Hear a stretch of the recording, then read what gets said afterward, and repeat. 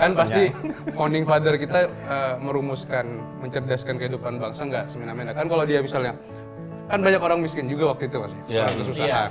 Kalau misalkan makan gratis itu masuk di dalam undang-undang, berarti penting gitu loh. Iya. Nah, tapi pendiri bangsa kita bilang pendidikan nomor 1. Hanya saja nggak tahu ya kenapa mahasiswa itu tuh kayak mau daftar itu tuh bisa dihitung pakai jari, padahal itu kesempatan buat mereka. Tapi kamu tahu ada program seperti ini? Saya enggak. Sosialisasi itu Ibu. Kamu nggak tahu. Saya jurusan filsafat mungkin ya. Kebanyakan di kamar kali ya. Bisa itu Jurusan apa aja ada? Apa aja Jadi ada. kamu di SD akan mempengaruhi anak-anak itu untuk baca Ada, Nietzsche. iya. Kamu harus tahu Nietzsche. Mohon kepada seluruh stakeholder yang hidup di dalam sini ya, stoplah berbisnis gitu. Stoplah mandang ini untuk nyari kerja, untuk kemajuan imajinasi kemajuan peradaban lewat teknologi, tapi menafikan moral dan etika itu, yang ngomong etika ndasmu itu, stoplah gitu. Kiri dikira komunis, kanan dicap kapitalis, keras dikatai fasis, tengah dinilai tak ideologis. Jadi sekarang PTN itu lebih mahal dari PTS ya? Ya, perguruan tinggi negeri, ternyata sekarang biaya kuliah di perguruan tinggi negeri itu lebih mahal daripada perguruan tinggi swasta. Nah, berarti kalau itu negara emang nyari untung dari kita atau gimana? Bisnis negara. Kampusnya sih yang nyari untung sebenarnya. Kampusnya. Kampusnya malah Beda, nyari beda untung. jadi gimana? Jadi sebenarnya dari PTNBH, dari PTNBLU, Badan Layanan Umum, mereka diberi keleluasaan atau otonomi untuk mencari keuntungan itu dari masyarakat atau mahasiswa yang ada di Indonesia. Wah, sebegitunya. Iya. Berarti kampus-kampus ini sekarang menjadi semacam perusahaan semua dong? Perusahaan udah jadi industri pendidikan yang orientasi pada keuntungan, pada kapital, dan sebenarnya kalau ngomongin masalah APBN nih, APBN Kebanyakan untuk dipakai bansos. pendidikan itu dialokasikan sebesar 20%. 20% dari 3.000 triliun kalau nggak salah, berarti Jadi ada ada 600. 665 triliun dan Gede loh itu. dan dari investigasi yang dilakukan. Jadi sebelum melakukan ini kesini nih baca dulu ada dari temuan aliansi pendidikan gratis atau apatis. Nah, mereka menemukan bahwa dari APBN yang diberikan kepada kampus-kampus itu ternyata APBN-nya tuh kecil dan yang lebih besar rasionya itu adalah dari UKT. Lah, berarti uangnya kemana? Nah, Kan gede tuh kan hampir, kalau itu kan katanya saya baca juga nih. Kan jadi sekitar 20% dari APBN sekitar 600 triliun. Iya. Kemudian ada itu ternyata masuk ke Kemendikbudristek itu cuman 90-an, 80-an Iya, triliun kan. iya. Dibagi dengan kementerian-kementerian yang lain. Iya, betul. Itu pun juga gede loh sebenarnya ya. banget. Tapi kenapa masih mahal? Mungkin Mas Afik tahu tuh. Kalau saya mungkin karena mahasiswa Mas ya. Ya, ini mahasiswa nih. Kalau mahasiswa ini Ini kan pengeluaran pasti. mantan-mantan mahasiswa banyak nih. Kita mantan Kan kalau mahasiswa, kalau yang lain semua. kan udah kerja, jadi imajinasinya udah kerja kan. Kalau Iya. kita kan imajinasinya mau berdikari lah. Iya. Jadi mahasiswa. Jadi kalau saya ya, kalau ngelihat kan kita sebagai mahasiswa dari awal tuh dari sekolah dasar malah kayak yang selalu jadi doktrin kita kan berdirinya bangsa aja itu di pembukaan undang-undang itu mencerdaskan kehidupan bangsa. Itu udah cita-cita awal gitu. Cita-cita Jadi, kemerdekaan itu. Cita-cita kemerdekaan, ruh berdirinya bangsa itu mencerdaskan kehidupan bangsa. Itu yang pertama. Jadi kalau kita ngomongin tentang pendidikan ini nomor 1 lah. Jadi Tapi sekarang kayaknya cita-citanya jadi mengenyangkan. ini jadi pertanyaan kan. Jadi, kan pasti founding father kita merumuskan mencerdaskan kehidupan bangsa nggak semena-mena. Kan kalau dia misalnya, kan banyak orang miskin juga waktu itu Mas ya, orang kesusahan. Kalau misalkan makan gratis itu masuk di dalam undang-undang, berarti penting gitu loh. Iya. Nah, tapi pendiri bangsa kita bilang pendidikan nomor 1. Ya, karena mungkin dengan pendidikan orang bisa cari kerja, dapat uang, bisa makan. Iya, Iya. betul. Mas.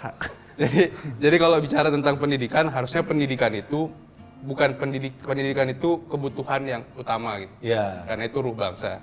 Nah, kalau ngelihat hari ini, saya nggak tahu ya, saya ngelihat Kemendikbud hari ini, dia kehilangan ruh kemerdekaan, Mas. Wah. Padahal Padahal Merdeka namanya Belajar. Merdeka Padahal semua. namanya Merdeka Programnya Belajar. Mereka apa? Merdeka Belajar, kampus Merdeka. Iya. Di mana merdekanya? Iya. Itu gimana Mas? Kan padahal judulnya udah jelas-jelas merdeka tuh. Nah. Harusnya merdeka dong. Nah, kalau saya ngelihatnya gini, Mas. Jadi kan kalau ngelihat pola yang dilakukan Pak Menteri ini ya, Pak Menteri Mendikbud ini, Mas Menteri. Mas Menteri, emang gayanya emang agak mirip Gibran nih, Mas. Oh iya. Langsung aja. Mahasiswanya namanya. Mahasiswa berani. Enggak, maksudnya agak mirip Gibran. Miripnya gimana? Miripnya itu pokoknya siapa yang paling punya privilege lebih, pokoknya dia yang paling utama lah. Siapa yang punya kekayaan, dia punya akses, dia yang utama. Kadang ngelihat hari Gimana ini tuh, ya, Mas? ngelihat Soalnya hari saya ini, nggak tahu. saya nggak tahu ya. Saya ngelihat Kemendikbud ini polanya ini kan sangat industrial, Mas. Jadi pendidikan ini seolah-olah tujuannya kerja, mekanis. Kayak kita mundur ke zaman ya itu tadi ya sekolah-sekolah vokasi dan lain-lain gitu. Nah, ini kan pada akhirnya orang-orang yang harusnya hidup bernegara yang merdeka ini secara distribusi ekonomi itu, pendidikan itu sebagai alat untuk mendistribusi kehidupan sosialnya, akhirnya kesulitan melihat kondisi yang diciptakan oleh Kemendikbud. Kemendikbud ini apa ya? Dia tidak punya strategi bagaimana ide pemerataan. Idenya selalu gimana cari kerja, gimana link sama industri, gimana. Iya. Jadi Mindset kapitalis ya. mindset kapitalis. Pokoknya siapa yang punya privilege dia yang utama. Oh iya. Kalau lu nggak lulus nggak bisa kerja, lu bisa jadi mitra. Tapi kalau tadi kan Ini idenya lapangan cari ini. kerja, cuman kemarin-kemarin headline Kompas anak muda banyak nganggur. Nah, Itu. kenapa jadi berarti itunya juga belum berhasil dong. Nah, minimal. saya masih mahasiswa coba. Coba Pak dosen. Tapi kita perkenalkan dulu nih ya. Mungkin teman-teman semuanya belum tahu siapa tamu kita hari ini. Ya. Yang pertama adalah seorang dosen, kepala program studi juga. Tampilannya gini tapi Dosen pang. Dosen pang. Karena sebetulnya kemarin di beberapa media disebut dosen pang juga. Oke. Dan kemudian dia jadi dosen di sebuah kampus UNU Universitas Islam 45 Bekasi. 45 Bekasi. Itu ada Mas Farhan, Pak dosen ya, Pak dosen. Dosen Farhan. Iya. Fakhran. Fakhran. Temennya sendiri saya. Fakhran. Susah namanya Fakhran.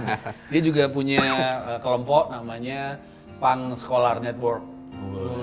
Jadi keren banget, nanti kita ulik sedikit nih. Memperjuangkan pendidikan seperti Pendidikannya juga. Dan kemudian yang paling muda ini juga Ada Mas Afik. Mas Afik, dari Ketua BEM Paramadina. Paramadina. Iya. Wah, jadi ini memang muridnya Pak Anies ya. Mahasiswanya Pak Anies. Kalau kita Kalau diruntutin ya. Nurholis Majid, Mas. Sama dua-duanya baik. Oh, Dua-duanya baik. Iya, Ya kurangnya ada. Semua Mantan orang kan Mendikbud ada, juga ada soalnya. plus minus lah. Iya. Mendikbud. Semua orang ada plus minus. Tinggal takarannya. Tadi Nah. gimana jadi? Tadi kita nanya sampai di mana bahwa ternyata kan katanya Katanya disiapkan buat nih. industri, cuman kan Programnya. pengangguran tadi masih banyak. Iya, berarti Kompas berapa hari lalu ya dia. Iya, dan di anak muda pula kan di headline-nya itu. Banyak anak muda yang ternyata masih nganggur, Nanti Iya. ditunjukin lulus aja nganggur, headline-nya. dan ya nggak ngapa-ngapain gitu. Iya, betul. Berarti nggak match dong dengan Iya, berarti gagal dong program itu. Dibilang gagal atau berhasil pun masih perlu diperjuangkan ya, karena kalau melihat, jadi gini, tahun lalu itu ngurusin tentang akreditasi dan mengumpulkan tracer study kan. Nah, tracer study ini ternyata banyak temuan bahwa lulusan dari prodi itu tuh maksimal baru bisa mendapatkan kerjaan itu tuh selama 6 bulan setelah dinyatakan lulus. 6 bulan, jadi 6 6 bulan itu jadi dia menjadi beban orang 6 tua. bulan dia jadi beban orang tua atau memang berusaha mencari koneksi belum depresi-depresi. depresi dan lain-lain. Pada akhirnya selama 6 bulan setelah dinyatakan lulus mereka baru bisa mendapatkan kerja, dan itu baru terisi di tracer study itu.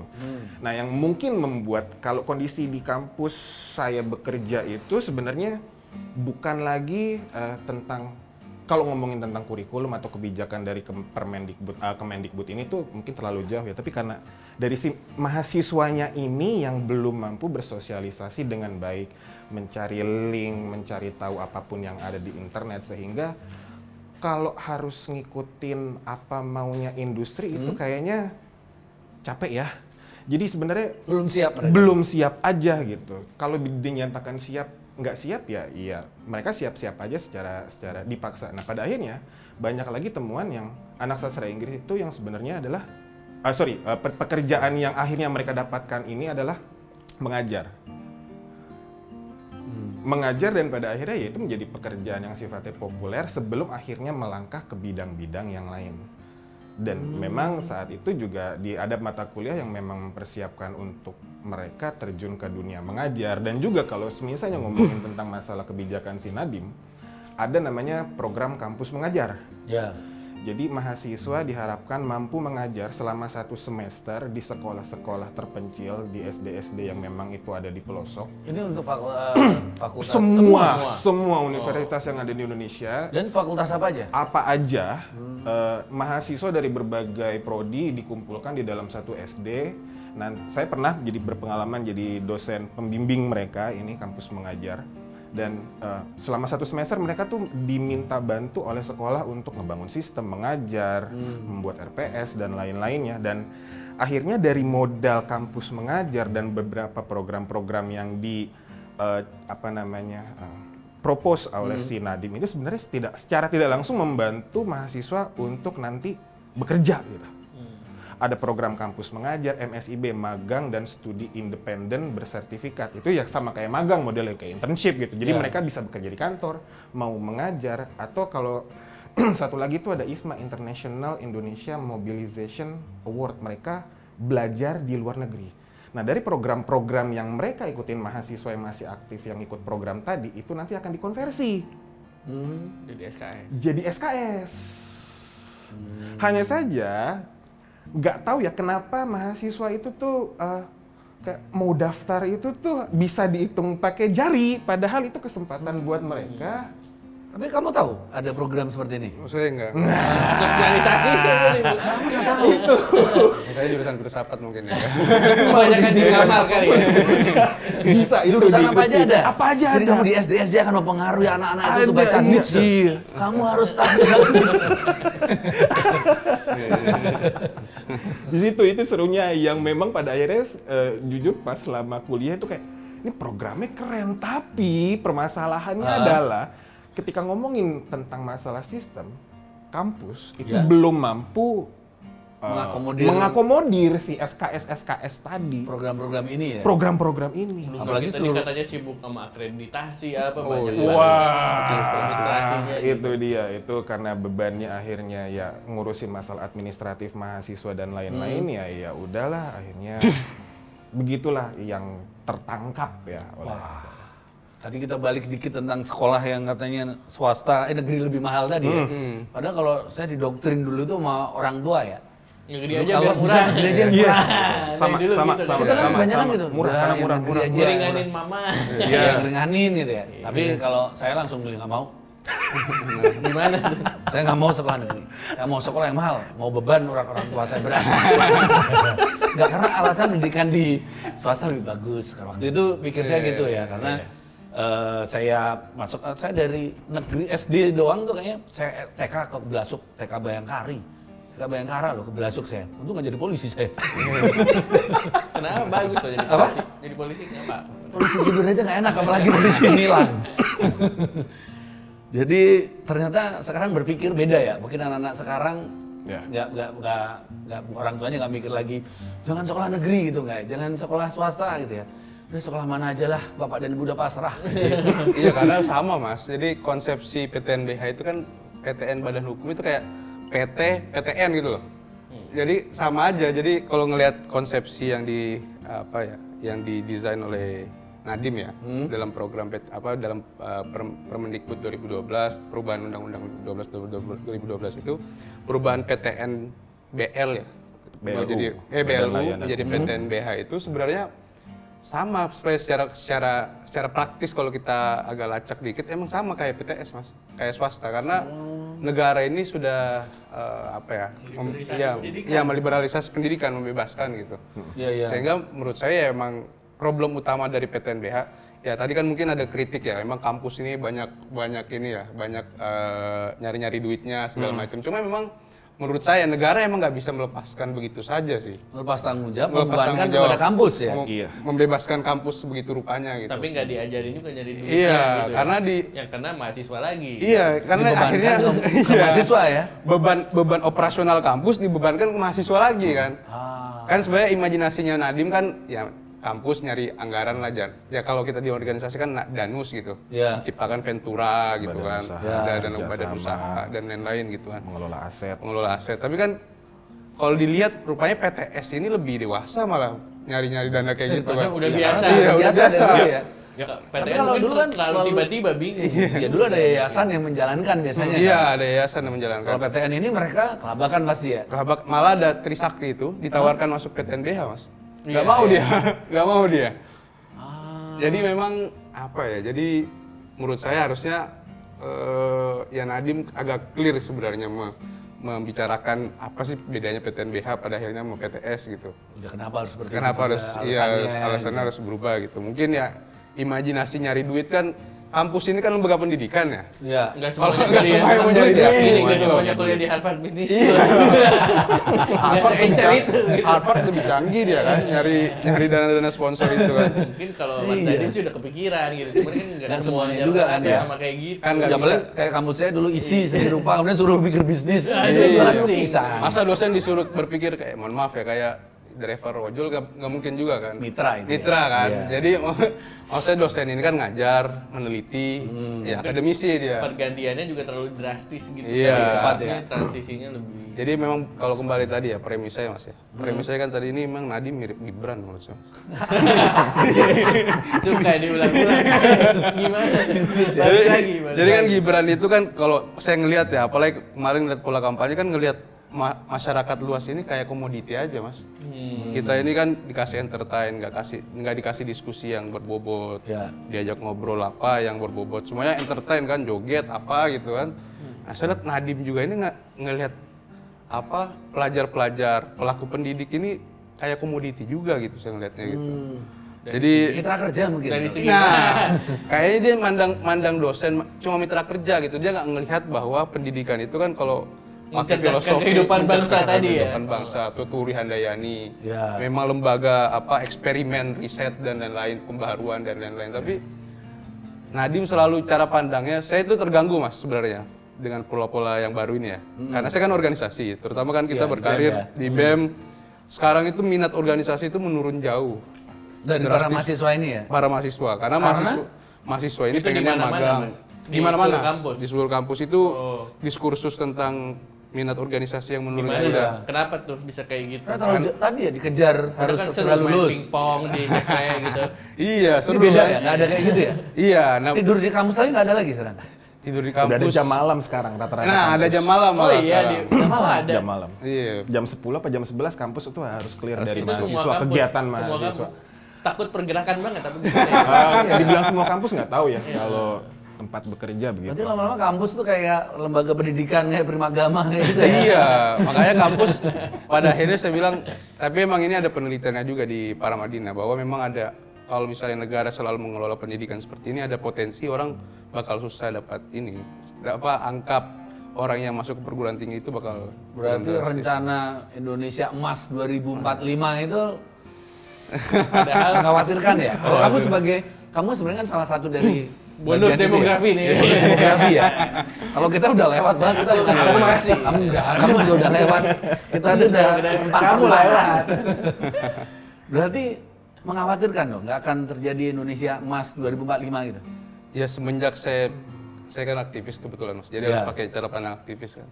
Waktu MK ketuk palu itu saya udah nggak ada Indonesia Emas ini, Udah nggak ada ya. nggak ada, adanya ya Gibran Emas atau apa gitu kan. Jadi kumpulan orang itu yang bakal jadi Mas. Jadi kalau ngelihat generasi hari ini, apalagi dia dikasih soft skill, dikasih asupan itu, tapi pas kita agi di organisasi kan kita lebih kompleks Mas. Ya. Soft skill tuh lebih banyak ya, kerja administratif, kerja apa.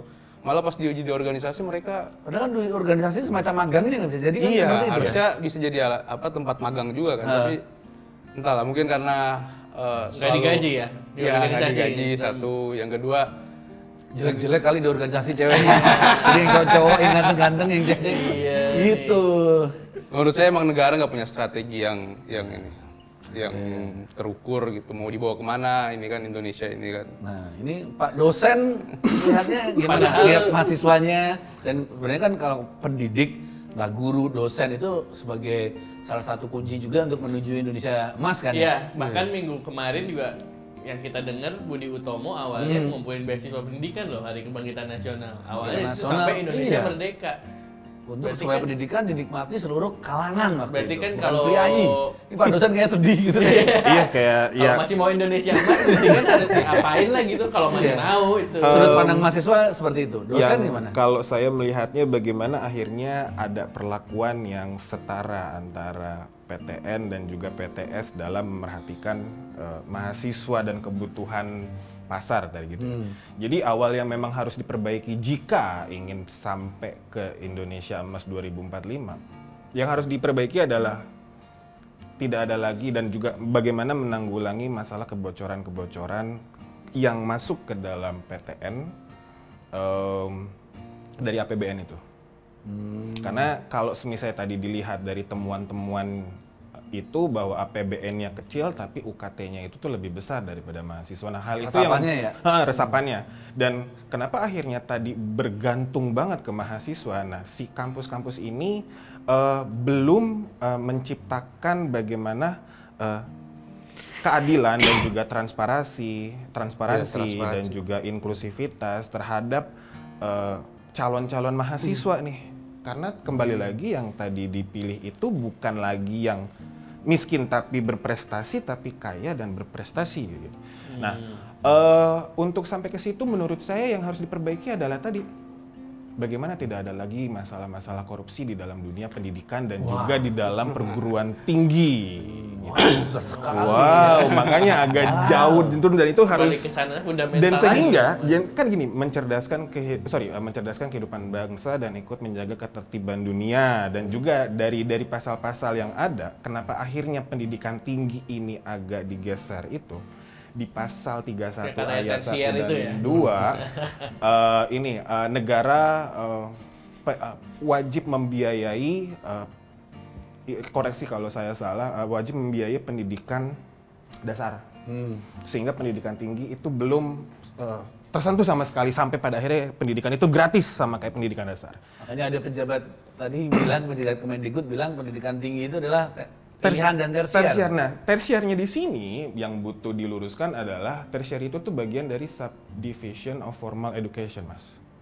Jadi ada early childhood education, lalu ada primary, ada secondary, nah tertiary. Ini yang tingginya nih, bukan yang dimaksud itu tuh mewah, bukan kebutuhan yang mewah gitu. Tapi ini adalah pendidikan tinggi yang juga harus dirangkul, diperhatikan, dimonitor oleh negara dan pemerintah. Beda fase sebenarnya, bukan kebutuhan primer, sekunder, tersier gitu. Bukan sama sekali. Nah, sehingga gitu penangkapan dan juga interpretasi karena memang lagi hot issue ya tentang UKT tinggi, terus ada yang ngomong tersier seperti itu, padahal tersier ya tadi divisi dari pendidikan formal gitu, ya, maksudnya di situ.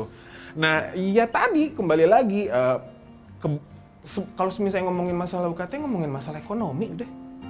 Duit tuh deh. Iya.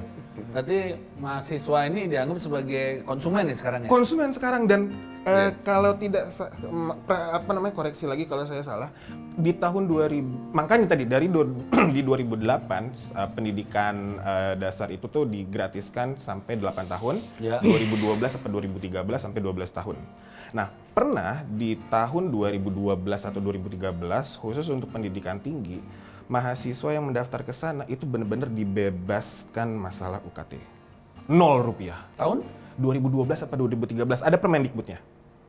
Nah, sehingga sekarang dari 2012, 13, 15, 16, 17, nah kebijakan Permendikbud itu berubah-berubah. Khusus untuk masalah UKT. Nah, banyak kejanggalan yang terjadi itu di tahun 2024. Nah, masalah tadi PTNBH yang kerjanya itu hampir sama kayak BUMN. Nah, PTN BLU itu tuh hampir sama, tapi itu sama seperti yang intinya perbedaan pengelolaan juga. BLU itu oleh Kemenku, yang PTNBH itu oleh Kemendikbud. Itu tumpang tindih itu. Tumpang tindih gitu. Sehingga untuk kampus akhirnya beralih dari BLU ke PTNBH itu tuh Ya tadi bagaimana cara si rektor dan perguruan tinggi itu menegosiasikan dari si BKT, biaya kuliah tunggal, UKT-nya itu seperti apa, mahasiswa asing, jumlah kerjasamanya gimana, dan lain-lainnya, itu tuh harus diketok palu oleh si kementerian-kementerian tadi. Wah, pusing dengernya ya. Pusing, makanya. Bingung mau nanya apa lagi gitu. Dan pasal-pasalnya itu tuh banyak dari diksi-diksi yang harusnya PTN itu tuh wajib mencari, bukan mahasiswa mendaftar, tapi PTN yang wajib mencari mahasiswa-mahasiswa yang tadi berprestasi. Tapi dia secara biaya keuangan dan lain-lainnya itu tuh dari kelompok masyarakat yang berpenghasilan rendah. Itu susah. Itu makanya tidak dilakukan oleh si PTN untuk benar-benar menjaring. Iya, untuk menjaring yang bisa nutupin biaya tadi. Nah, itu kalau dia. nggak ketutup nggak bisa jalan Apalagi juga. kayak kita yang bodoh dan miskin ini. Bodoh, miskin, sombong lagi. Tapi saya memandangnya bahwa PTN dan PTS sekarang, dulu PTN eksklusif gitu ya. Bukan berarti tidak masuk PTN itu tuh bodoh. Ya, tapi kan lumayan. Bener-bener eksklusif gitu kan. Wah, gue di UI masuk melalui SBMPTN, jalur prestasi bukan jalur mandiri misalnya kayak gitu. Nah, tapi sekarang kayak UKT-nya yang tinggi dari PTN itu kayak memberikan peluang besar. Ayo kuliah di PTN. Bukan lagi mementingkan bahwa ada unsur gengsinya yang saya lihat di sini. Ya. Ada unsur pride. Wah, gue di kampus negeri, lu karena dari persyaratan kerja membutuhkan lulusan dari kampus negeri yang akreditasi prodinya A atau unggul, dan maunya apa sih? Ya. Meskipun UKT ini kata Menteri Nadiem beberapa hari lalu tuh bilang untuk mahasiswa baru aja. Tidak. Dan seharusnya si UKT itu tuh transparan. Semuanya juga mahasiswa lama juga kena. Enggak. Oh enggak ya. Harusnya transparan. Oh, stafnya salah kali. Sebenarnya problem terbesarnya benar itu, Mas. Apa selalu tuh SK rektor atau apa mekanisme keuangan di dalam kampus nggak transparan itu. Karena ada otonomi kampus masing-masing itu. Iya, otonomi kampus itu akhirnya penerjemahannya itu gitu. Oh, otonominya jadi sebebas-bebasnya. Sebebas-bebasnya. Jadi liberalisasi pendidikan tadi. Jadi saya kalau ngobrol sama teman-teman di PTNBH tuh kan banyak nih yang udah mulai demo segala macam kan. Saya ngobrol, memang problemnya itu ketika dia demo ke rektorat bilang Permendikbudnya kayak gini gitu, membebaskan dia untuk bicara ini, membebaskan dia. Jadi nggak ada secara sistemik, emang dia nggak punya secara batasan. aturan juga dia nggak salah. Nggak salah gitu dia emang kita juga boleh bilang seperti itu gitu. Makanya kemarin kalau ngobrol sama teman-teman tuh ya mau nggak mau emang kita harus rame-rame ke Kemendikbud untuk menyasar itu gitu. Harusnya ada regulasi bahwa keterbutuhan operasional kampus itu nggak dari UKT gitu. Kampus mesti nyari dananya itu ngejar dana itu gitu loh. Kalau misalnya program Merdeka Belajar ini mau tetap berjalan gitu kan. Karena problemnya itu Mas, banyak kasihan itu teman-teman yang susah bayar UKT. Mulai banyak teman-teman kamu banyak Mas. Terjerat gitu. Bukan orang Nah, itu problemnya juga Mas sekarang. Akhirnya ada student loan karena ada pinjol-pinjol yang asuransi buat mahasiswa itu akhirnya terjebak itu. Akhirnya berantemnya sama pihak ketiga lagi dan lain-lain gitu. Akhirnya kalau saya melihat ya, kalau per hari ini emang Kemendikbud itu harus punya regulasi yang tegas gitu soal pemerataan pendidikan. Gak bisa semena-mena ngasih kebebasan kampus, nanti kampus bilang ya Permendikbudnya seperti ini, jadi ya serba salah kan. Jadi posisi yang paling rentan ya. Iya. Naiknya 500% loh Mas. 500%. 500%. Tapi kalau semisalnya Mas tadi tambahan, kalau semisalnya memang si mahasiswa perlu mengkritisi dan tidak didengar oleh si rektor, si Kemendikbud tadi baca ada kemendikbud.lapor.go.id untuk menyampaikan keluhan itu semua, dan mungkin biar si Kemendikbud dan dirjen-dirjennya yang langsung turun tangan ke si PTN itu. Nah, ini pun dia kan kesulitannya dialami oleh mahasiswa-mahasiswa dan kampus-kampus yang saya di Jakarta itu secara ekonomi mungkin lebih bagus ya. Bagaimana dengan di daerah-daerah lain? Teman saya di UNES itu kan, kalau kita tuh tergabung di BMS itu Mas. Iya, Iya. Jadi teman-teman di Unsud, di UNES itu kan kemarin audiensi juga ke DPR kan. Di UNES itu dia yang kemarin bayarnya UKT-nya itu 2.500.000, kemarin udah sampai 14 juta Mas. 14 juta? 14 juta. Ada Per yang semester? Per semester. Ada yang 16 juta. Itu kan kasihan juga kalau ngelihatnya kan. Kita nggak mungkin mahasiswa bergerak turun ke masing-masing rektoratnya. Tapi problemnya karena tadi itu ya. Jadi problem kemarin itu setelah kita evaluasi di di konsolidasi itu, ini kan yang buat kebijakan kampus. Jadi serangannya semua parsial kan, kampus masing-masing gitu. Akhirnya padahal semua sama tahu bahwa masalahnya, ini kan loopholenya di aturannya itu. Di aturannya itu gitu. Harusnya ada aturan penyangga lah minimal gitu. Nah kalau kemarin-kemarin banyak ngeluh ini mahasiswa kok belum bergerak gitu kan. Ini mungkin saatnya bergerak ya. Melalui dengan kembali masa ke pendidikan dulu kan. Karena yang magang-magang manggilin dulu. Yang paling relate kan, yang mereka alami kan.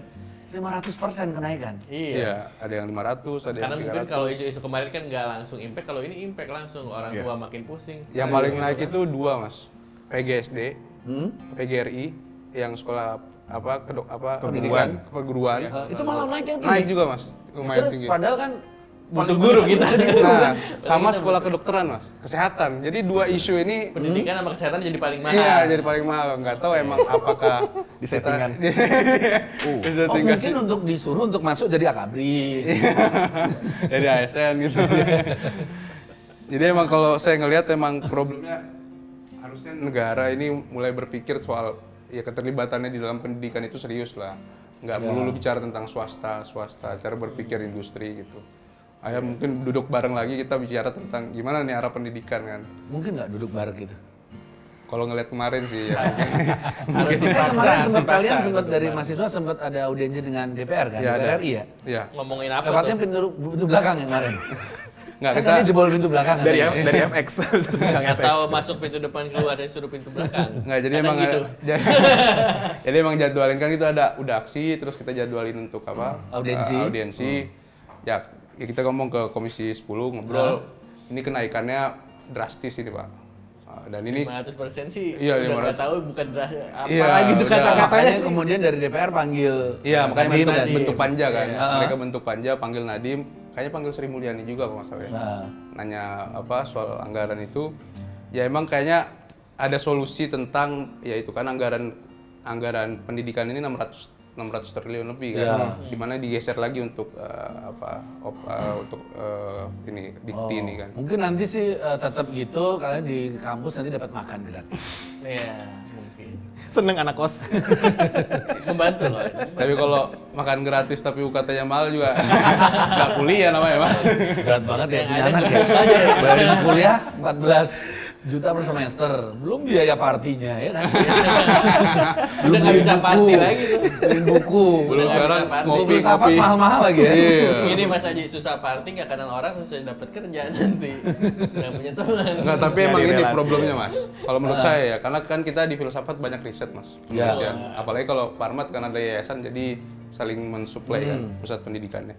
Nah itu emang hari ini tuh researcher dan peneliti itu mulai berkurang sih. Nah, padahal kan kita mau inovasi Karena kan Indonesia penelitian Emas kan. kan butuh yang begitu-begitu harusnya. Iya. Katanya bahkan kemarin Presiden Jokowi pernah memanggil para peneliti-peneliti dan akademisi Indonesia yang ada di luar Untuk pulang. untuk pulang kan? Iya, berarti krisis kan? Ya di sini tuh nggak apa-apa Iya. kan?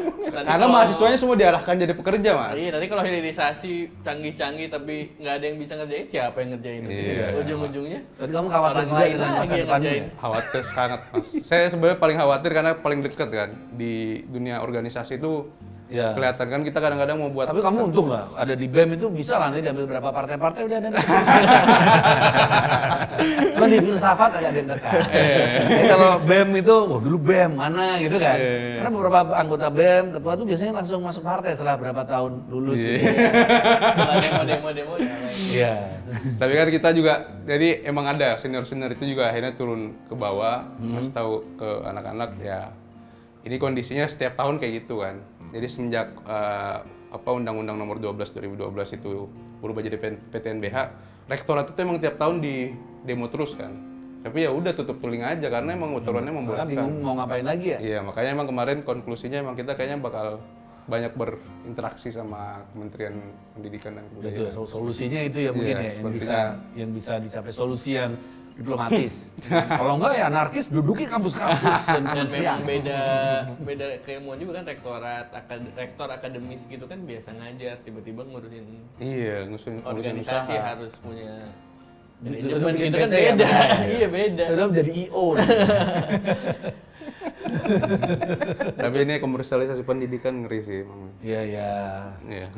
Aduh, tapi ini Memiliki kita, sebenarnya memiliki. nggak cuman di pendidikan tinggi sebenarnya ya, karena ini pendidikan lain pun banyak orang mengeluh. Berapa teman-teman saya yang udah berkeluarga punya anak itu mereka mengeluh juga tentang mahalnya Buku, biaya pendidikan.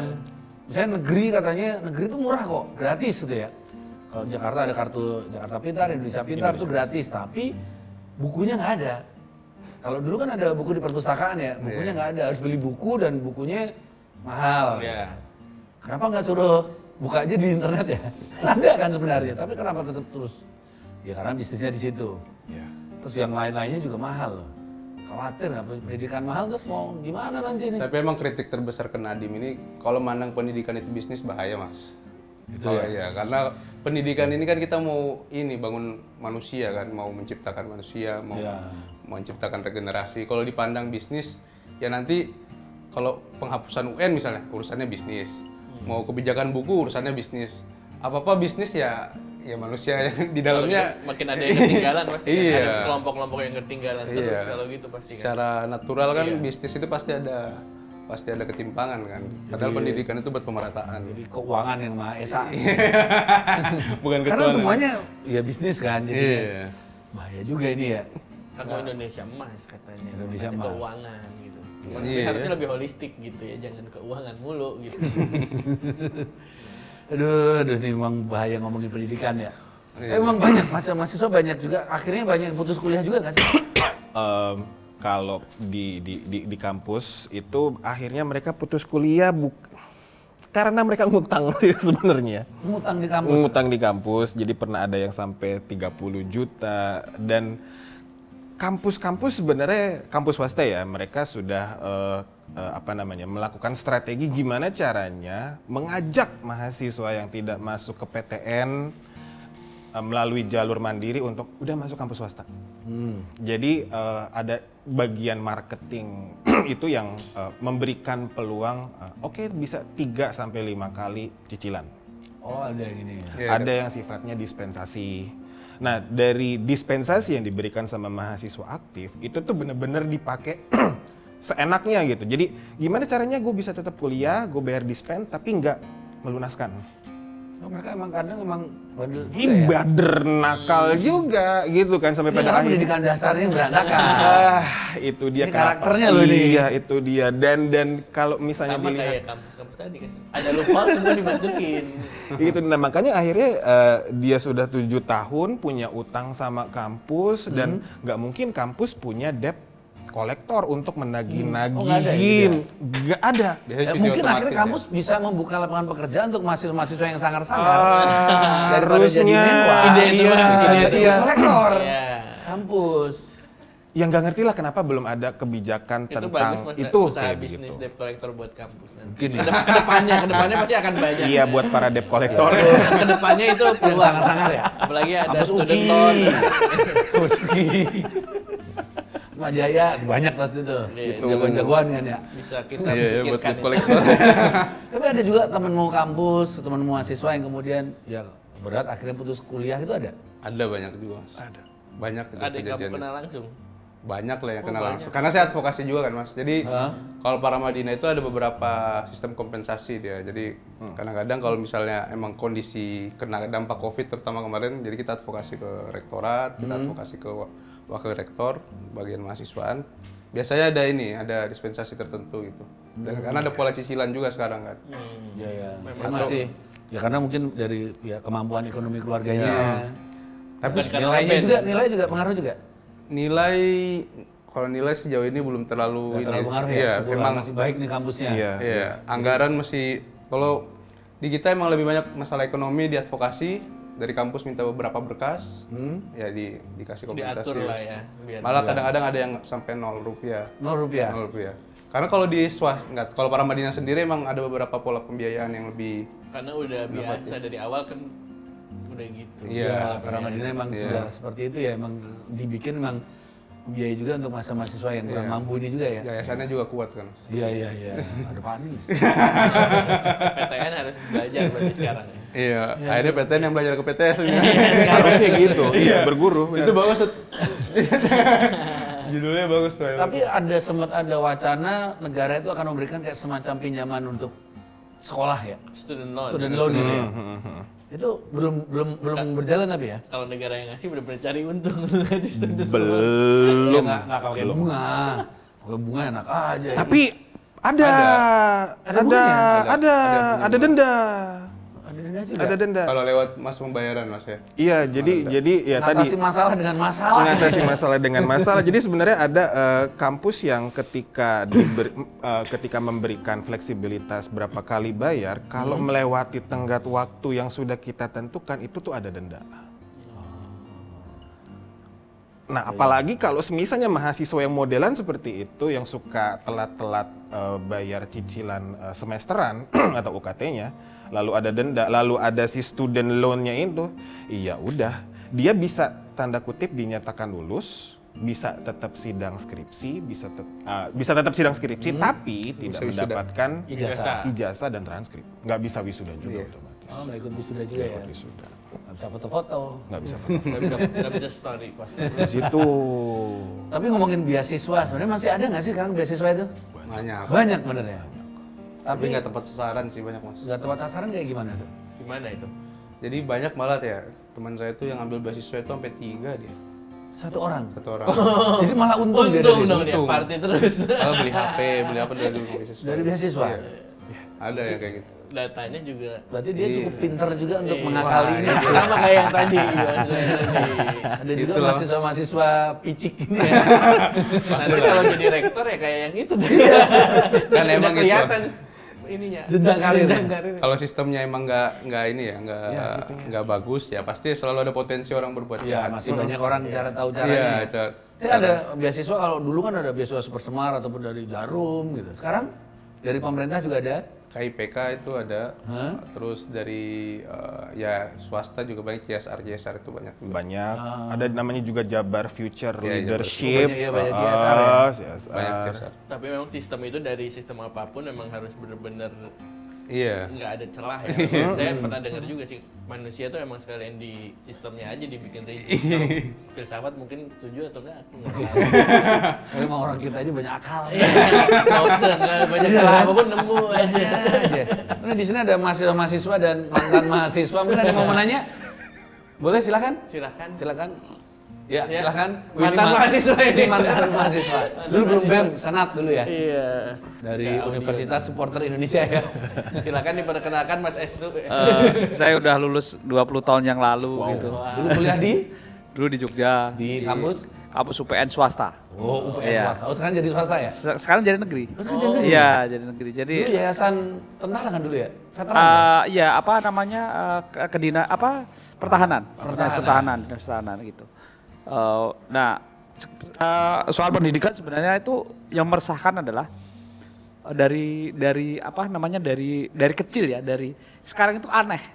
Saya itu SD 80-an akhir, ada teman saya sampai kelas 3 itu nggak bisa baca tulis.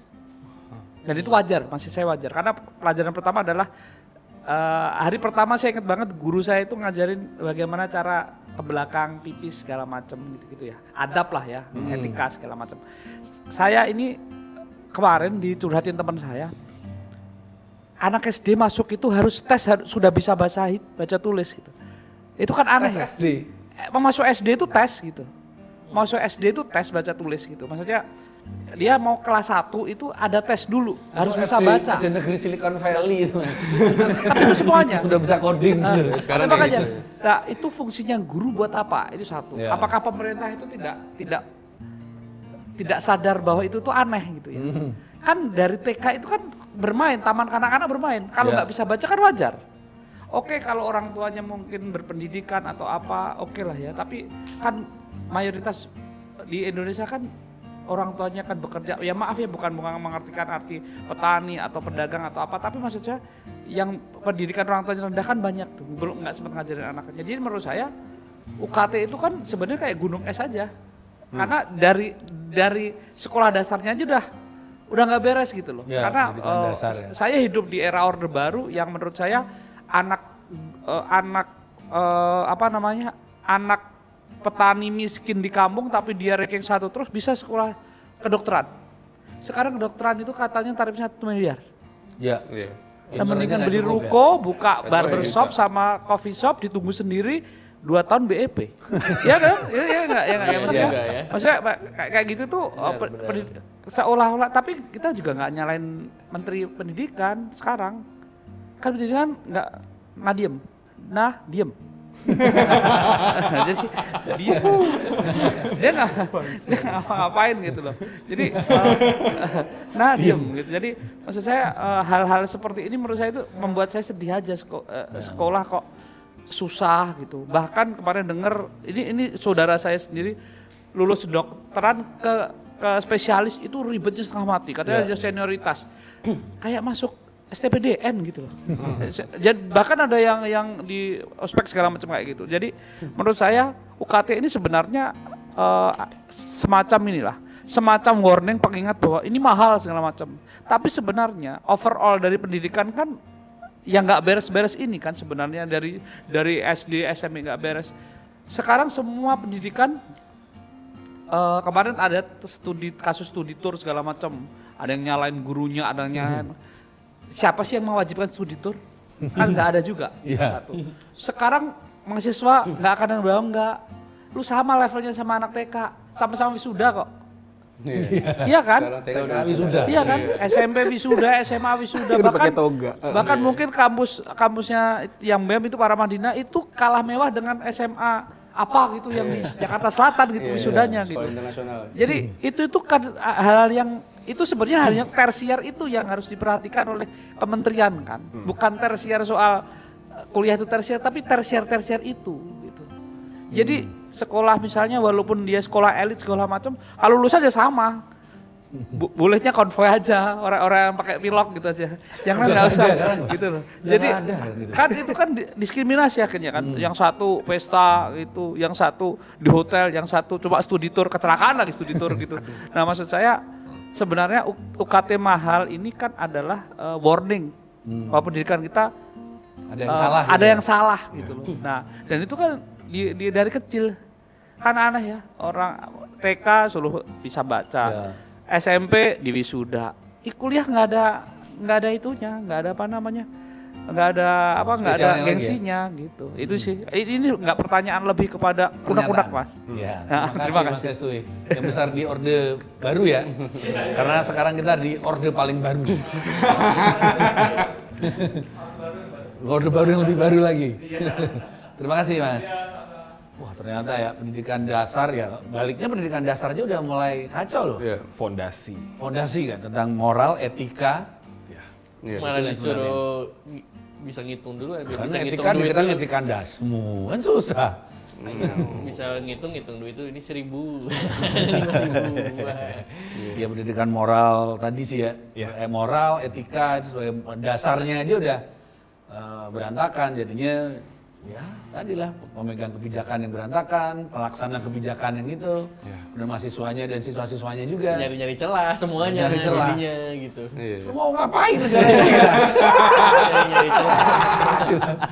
Udah ngeband paling bener ngeband. Enggak juga. Susah ada ya. Jadi berarti ada kompleks. Iya. Kan para pendiri bangsa kita cita-citanya memberikan pendidikan untuk semuanya dan setinggi-tingginya gitu kan sampai terjadi kemerdekaan tadi yang sempat dibilang. Nah sekarang buat Mas Afik, Mas Fahran gimana nih? Iya. Kalau buat Mas Afik, buat teman-teman atau Mas Fahran, buat siapapun lah Coba dulu. untuk menuju Indonesia emas ataupun Ya. udahlah batalin aja gitu, kita santai-santai aja. Silakan. Segi Oh, pendidikan. saya dulu. Kalau saya paling terutama memang ya pendidikan ini kan apa namanya, dia batu utama kita kan untuk fondasi utama kita lah untuk bangsa gitu. Mohon kepada seluruh stakeholder yang hidup di dalam sini ya stoplah berbisnis gitu. Stoplah mandang ini untuk nyari kerja, untuk kemajuan imajinasi kemajuan peradaban lewat teknologi, tapi menafikan moral dan etika itu, yang ngomong etika ndasmu itu, stoplah gitu. Ayo kita kembali ngomong tentang regenerasi bangsa, tentang Indonesia Emas, tentang peradaban yang lebih besar gitu. Berhentilah berbisnis di sini. Ya. Berhenti mandang kami mahasiswa, orang yang sedang belajar ini sebagai komoditi pasar aja. Gitu. Berhenti mandang kita hanya penyuplai sirkulasi ekonomi kalian gitu. Ini bangsa mau maju, mau besar. Pendiri bangsa kita udah bilang mau peradaban yang besar untuk bangsa ini, jadi negara yang kuat, superpower. Berhentilah berbisnis. Jadi ternyata peringkat pendidikan Indonesia pun di ASEAN tuh makin melorot, makin bawah loh dia. Peringkat kita itu sekitar 67 dari 200 negara kalau nggak salah. Itu Baru tahun lalu itu. Bener ya? 67 literasi. Literasi ya? Iya, literasi. 67 dari 200-an negara, berarti ya itu lebih bagus daripada peringkat di FIFA sih. Target 100 katanya Mas. 100 ya, target. Tapi itu akhirnya mendatangkan pemain-pemain diaspora. Kalau menurut Pak dosen? Oke, pertama bagi yang masih menjadi mahasiswa, segeralah lulus. Jangan jadi donatur kampus. Ya. Bagi yang menjadi calon mahasiswa, semoga bisa memegang amanah untuk terus mengkritisi apapun kebijakan tentang pendidikan dan juga masalah dan isu-isu sosial lainnya. Karena menurut saya masalah-masalah yang terjadi di Indonesia itu bisa selesai jika mengutamakan untuk menyelesaikan masalah pendidikan. Utamanya itu sebenarnya. Utamanya itu kuncian utamanya. Tapi memang itu long term, jadi nggak bisa instan. Orang sekarang butuh langsung kelihatan. Kalau nggak kelihatan 5 tahun nggak bisa dipilih lagi. Gitu. Ya masa langsung jadi mahasiswa besok langsung Kalau sudah. masak kan langsung kelihatan. Nggak bisa ya. Kita bisa kok jadi kayak Jerman, jadi kayak Korea Selatan, memberikan pendidikan secara gratis. Bisa. Asal kita menjadi benar-benar orang pribadi yang jujur. Luar biasa sekali. Jos. Karena kita masih di bulan Mei juga ini. Iya. Ada sebenarnya ada kebangkitan nasional, ada pendidikan, 26 tahun reformasi. 26 tahun reformasi. Jadi Mei ini memang luar biasa sekali. Jadi sekarang kita ngomongin pendidikan karena kita ada di Diskusi Barbar dan kita akan ngobrol-ngobrol lagi episode-episode berikutnya. Jadi terima kasih dulu buat Mas Fakhran, dosen yang luar biasa. Dosen Pang ini. Dosen Pang. Kemudian ada Mas Afik. Mas Afik, ketua BEM dari Paramadina yang khawatir dengan masa depannya. Jangan-jangan temanmu sini ya ngambil Gen Z 3 bisa beasiswa. optimis. Gen Z masih bisa optimis kan? Susah. Nggak akan hidup ini aku Harus syarat, optimis, Pak. Iya, harus harus optimis. optimis. Harus selalu Sebetulnya filsafat tuh nggak ada optimisnya. Salah nanya ya. Tapi pesan buat mahasiswa yang tadi ambil 3 beasiswa tadi, tolong dibagi ke teman-temannya. Oke, terima kasih sekali untuk teman-teman yang datang ke sini juga, para mahasiswa dan mantan mahasiswa. Kami berharap ada mahasiswi, tapi ternyata nggak ada yang datang. Mahasiswinya lagi magang. Mas. Dari magang. Terima kasih sekali, kita akan ketemu lagi di episode-episode berikutnya di Diskusi Barbar. Bersama saya Stefanus Haji. Dan saya Lutfan Noval. Dan sampai jumpa di Diskusi Barbar. Kiri dikira komunis, kanan dicap kapitalis, keras dikatai fasis, tengah dinilai tak ideologis.